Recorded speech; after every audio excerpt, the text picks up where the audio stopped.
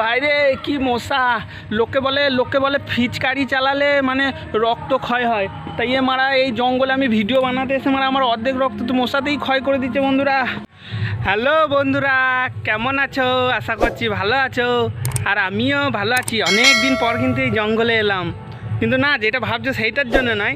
এখানে দু চারটে মানে জোরে জোরে জোরে জোরে গলা ফাটিয়ে গালিগালাজ দিতে এলাম, কারণ যেই মালগুলোকে আমি গালিগালাজ দিই সেই মালগুলো তো ঠিক জুতের নয় না, না তাদেরকে তো ঠিকঠাক মতো দিতে হবে।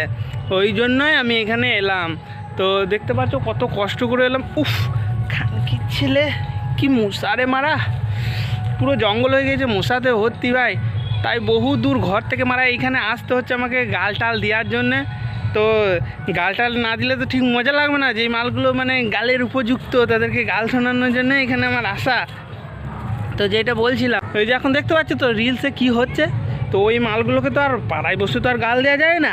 তাই আমি ভাবলাম যে যাই একটু জঙ্গল দিয়ে যাই, একটু ইয়ে করে নিই গা, ওই মানে করাও হয়ে যাবে, মানে ভিডিও করা হয়ে যাবে, ওই জন্য আমি এলাম।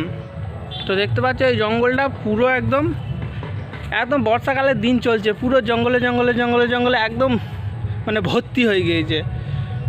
তাও এলাম, আর এইখানে কি গাঁড় ফাটা মশা ভাই, এত মশা কি বলবো। তো ওরে মারা রে ছেলে, কি মশা ভাই।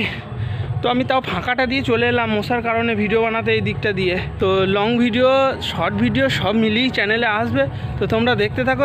লাইক টাইক যেগুলো করতে হয় তোমরা করে দিও, আর বুঝতেই তো পারছো মুখ্য সূক্ষ্ম মানুষ, তা তোমরা সাথে থেকো।